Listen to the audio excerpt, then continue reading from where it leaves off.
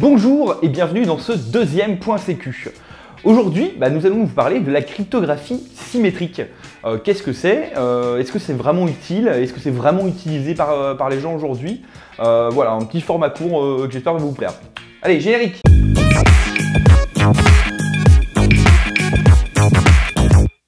Le fonctionnement du chiffrement symétrique, c'est super simple en fait. Il nous faut tout d'abord un texte à chiffrer, un algorithme de chiffrement qu'on va symboliser par une petite boîte, donc ça on va revenir dessus plus tard, et ensuite une clé. Tu peux rappeler vite fait ce que c'est un algorithme? Je le sais, mais pour rappeler quoi. Un algorithme est une suite finie et non ambiguë d'opérations qui permet d'arriver à un résultat.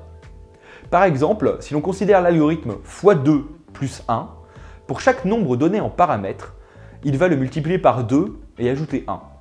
Pour 1, ça nous donnera 3, pour 2, 5, et pour 3, 7. Donc l'algorithme de chiffrement, ça va donc prendre en entrée le texte et la clé pour chiffrer ce texte. Si la clé change, le texte chiffré il sera juste différent. On va reprendre l'exemple d'un algorithme plutôt vieux et connu, le ROT13. Donc en gros cet algorithme, il consiste à décaler chaque lettre de 13 positions. Par exemple, le A il va se transformer en N, le B en O et le Z en M. Donc si on veut chiffrer par exemple .sécu avec du ROT13, ça va nous donner ce mot imprononçable. Schwarzkopf. Dans ton explication, tu la fous ta clé là? La clé ici, ça va être le 13, comme dans ROT13. C'est le nombre de décalage qui va être nécessaire pour exécuter l'algorithme. Si par exemple, on prend comme clé 1, le A se transforme en B et le B en C, etc. etc. Pour .sécu, ça va nous donner kubjouf2.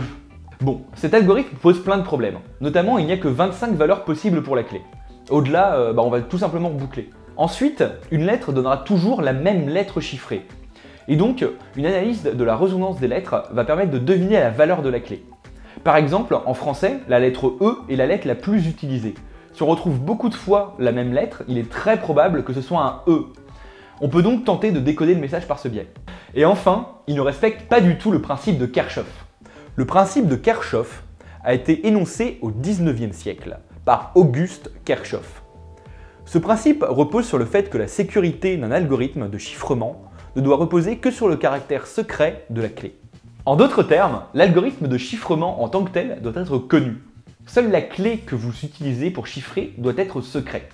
Ce principe s'oppose à ce qu'on appelle la sécurité par l'obscurité. Ce concept, de merde je le précise, repose sur le fait que parce que l'algorithme de chiffrement n'est pas connu, alors un attaquant ne pourra pas le casser.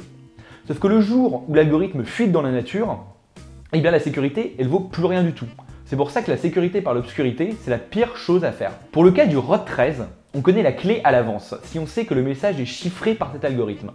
Et même si la clé change, ça nous fait que 25 tentatives pour déchiffrer le message. L'algorithme de chiffrement symétrique le plus utilisé en ce moment est l'AES, pour Advanced Encryption Standard. Il a gagné un concours organisé par la NSA en l'an 2000, pour remplacer le standard précédemment utilisé, le DES. Cet algorithme est encore utilisé aujourd'hui pour protéger certains documents de la NSA. Cet algorithme est utilisé partout, notamment pour des protocoles combinant la cryptographie symétrique et la cryptographie asymétrique. On en reparlera de ça justement plus tard quand on verra tout ce qui est chiffrement asymétrique. Il existe deux modes de chiffrement symétrique. Le premier est le chiffrement par flux. On va chiffrer unitairement chaque bit du message au fur et à mesure qu'il arrive. Le deuxième est le chiffrement par bloc. Ici, on va découper le message en blocs de taille fixe et chiffrer chaque bloc. Le principal avantage du chiffrement symétrique, c'est vraiment que c'est plutôt rapide. Rapide en temps machine, j'entends. N'essayez pas de le faire à la main, un AES, ça va vraiment vous prendre des plombes. Cependant, le chiffrement symétrique pose trois problèmes majeurs. Tout d'abord, la clé doit être connue des deux parties, celui qui chiffre et celui qui déchiffre.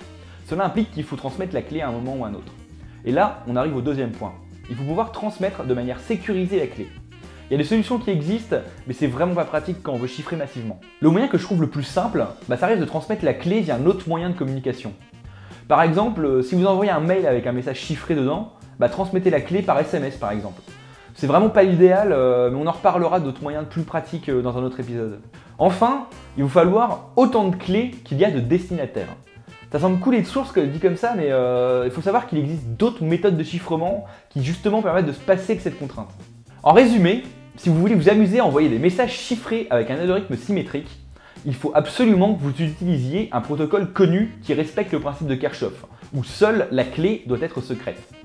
Enfin, c'est très utilisé le chiffrement symétrique, mais combiné avec d'autres protocoles. Ça, on verra plus tard. Tout seul, ça pose vraiment plein de problèmes si vous voulez surtout correspondre avec plusieurs personnes en même temps. Merci d'avoir regardé cette vidéo. Si ça vous a plu, n'hésitez pas à mettre un pouce bleu. Il y a les liens là sur les côtés si vous voulez aller sur le Twitter, sur le Facebook, ou alors si vous voulez vous abonner à ma chaîne. N'hésitez pas à partager en masse. Merci beaucoup en tout cas pour tous les retours qu'on m'avait fait pour cet épisode 1. Moi ça m'avait beaucoup plu. Je me suis beaucoup marré en le faisant.